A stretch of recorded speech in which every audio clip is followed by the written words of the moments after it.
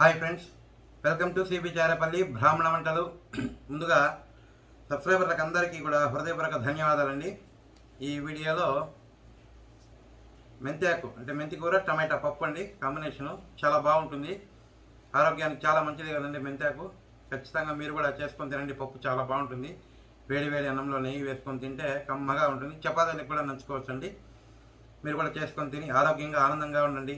ఈ వీడియో మీకు నచ్చినట్లయితే లైక్ చేయండి, షేర్ చేయండి, సబ్స్క్రైబ్ చేయండి, పక్కనే ఉన్న గంట సింబల్ ప్రెస్ చేయండి.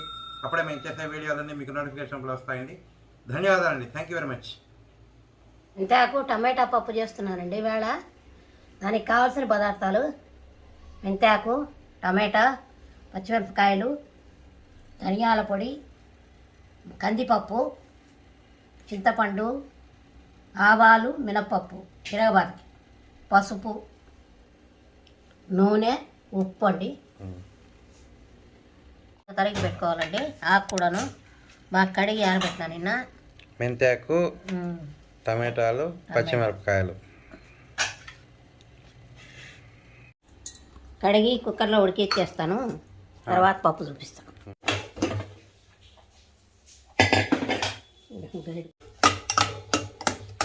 ఉడికిపోయినాయండి.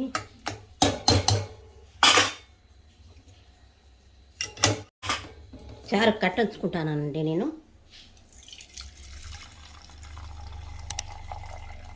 మళ్ళా రసానికి అండి కొద్దిగా తీసి పెట్టుకొని. చారు లేనిదే మాకు గడవదు.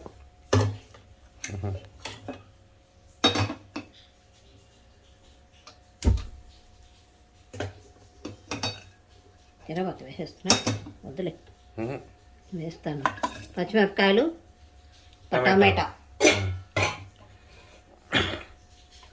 అంతే కదా. పసుపు అండి.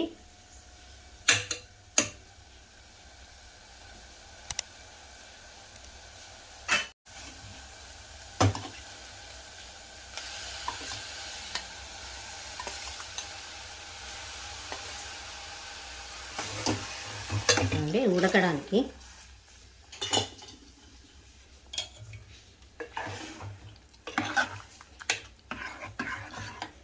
ఉడికినాక ఆకు వేసేస్తా.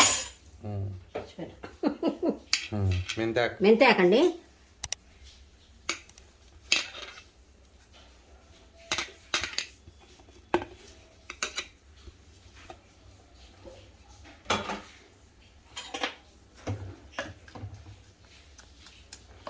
ఇదంతా బాగా ఉడికితే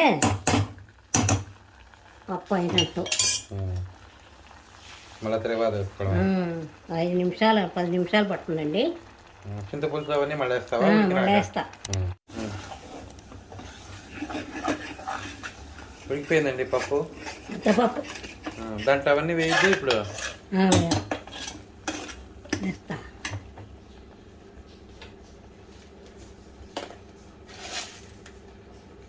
ఉప్పు అండి తగినంత. వేడి వేడి అన్నంలో నెయ్యి వేసుకొని తింటే కమ్మగా భలే ఉంటుందండి టేస్ట్. ధనియాల పొడి అండి. వేస్తాను. అది చింతపండు మర్చిపోయినావా?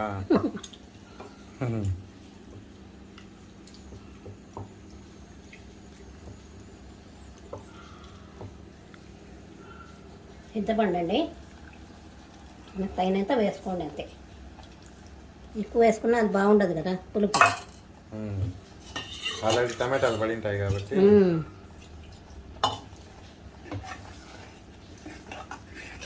ఇరబాత వేస్తున్నానండి. ఇంగువ, ఆవాలు, మినప్పప్పు.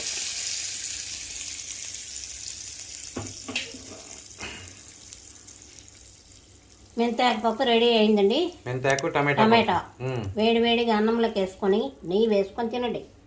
కమ్మగా బాగుంటుంది. ఆరోగ్యంగా మెంతాకు కూడా మంచిది ఒళ్ళకి.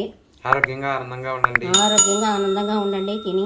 ఈ వీడియో మీకు నచ్చినట్లయితే like, share, comment and subscribe to cbcharepalli బ్రాహ్మణవంటలు.